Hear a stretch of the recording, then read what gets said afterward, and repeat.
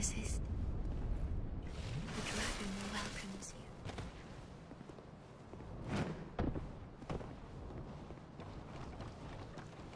The ancient dragon has watched over the world for eons past. Do not resist.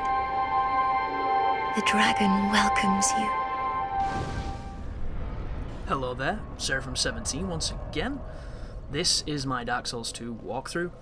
We are now in Dragon Aerie, and this is one of the most interesting and awesome areas of the game. Not only does it look terrific, but I think it has one of the better flows and one of the better designs in the grand scheme of things. Something I kind of disagree with is what you just saw then. For some reason this enemy is strong enough to take a two-handed hit with that mace, and that means that I have to take the mandatory fucking equipment damage that they do when they blow up in the way that he just did. And it is my fault that that happened. I just couldn't foresee a world where he would be strong enough to take what I was dealing out. And if it had been an elemental mace, I think it would have killed him. If it would have been a spell, it would have definitely killed him. But it's just one of those interesting moments where, you know, an enemy that looks like a chicken piece of dog shit turns out to be much stronger than it looks. And, you know, Tetsuya, is it Nomura? Oh no, it's Tanimori-san, sorry. Tetsuya Nomura is Final Fantasy, isn't he? My brain just did a big old fart. But Tanimura made it quite vocal in his interviews when discussing difficulty that one of his largest aspirations was to have enemies that looked as lethal as they were and never having anything look stronger than it was. And I look at Dark Souls 2 in that regard as a colossal failure. Because it's just not how the game is.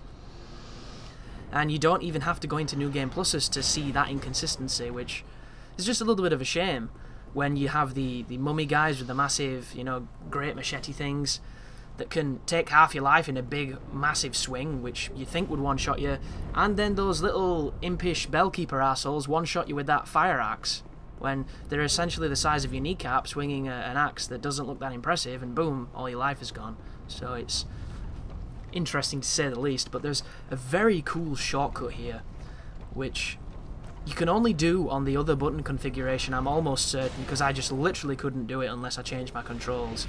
And it involves going across the other drawbridge from the first dragon and jumping to essentially the final bridge of this area. And it's a really cool shortcut. It doesn't look like it's going to work, and it does, but just bear in mind you need to shift those controls, because without that sprint giving you the propulsion you need, you will miss that jump almost every time. And I spent about half an hour trying to get it, and then I changed my controls and I did it first time, which is a bit of a testament to just how much further you jump. It's kind of crazy. But here is the second dragon. There is a big mistake from me getting super greedy on the swings. There's no need to do it, I don't know why I did, and I paid the price for it. But the dragon technique is very simple. You hug his leg until he stomps, you move away, you get back in, you do a hit, and you repeat. There's no reason to take the amount of damage I just did. I've killed these things so many times, I get impatient, because they have a shit ton of life, and for some reason I'm not using my spells. I think it's due to the fact that there's another dragon coming up on a ledge, and I'm going to probably use my spells against him. So if you're wondering why I'm not using them, that's probably why. There he goes. And it's quite ironic that on my blind playthrough, I opted to fight them from a distance, thinking I was taking the cowardly way out, when that's actually the much more dangerous method of fighting them. Because up close, they're absolutely easy. At a range, they do all kinds of bullshit maneuvers of sending fire through rock and other alchemical feats of awesomeness. But this is a very, very fruitful area when it comes to resource materials, and if you want to use bonfire ascetics and re-kill all the dragons, you can get a lot of twinkling, a lot of chunks, a lot of infusion materials. You can do good in this area. It's very luck dependent though. Sometimes they don't drop as much as you like, other times they drop tons. Personally, I still think Amana is the better place to farm for twinkling, because you can get it really consistently if you get lucky.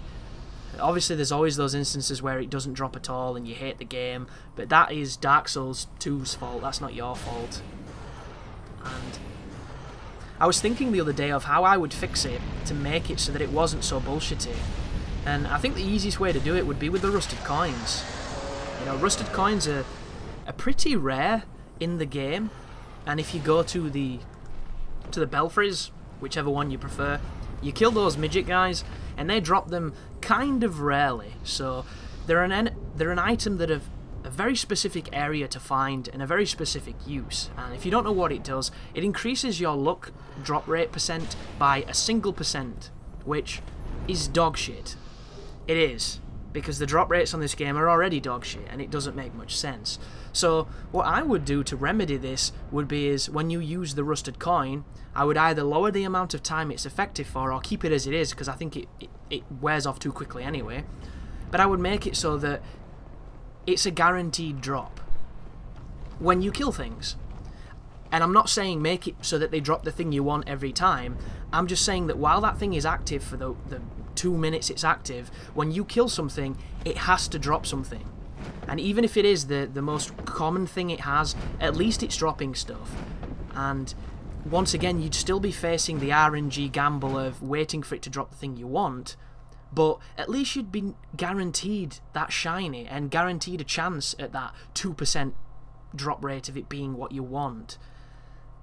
Because the farming as it stands is brutal. It's really brutal, and I think a lot of people got lucky and don't realise just how lucky they got with some things. And if you've done what I've tried to do, which is I've now got every weapon on the game without using mules, and I've now got, you know, every shield but one, every piece of armour except for 2 headpieces, you will truly understand just how rare some of this shit is, and it kills the fun of the game. It really does. But thank you for watching anyhow, folks. Hopefully you have more fortune than I do. And as always, you take care now.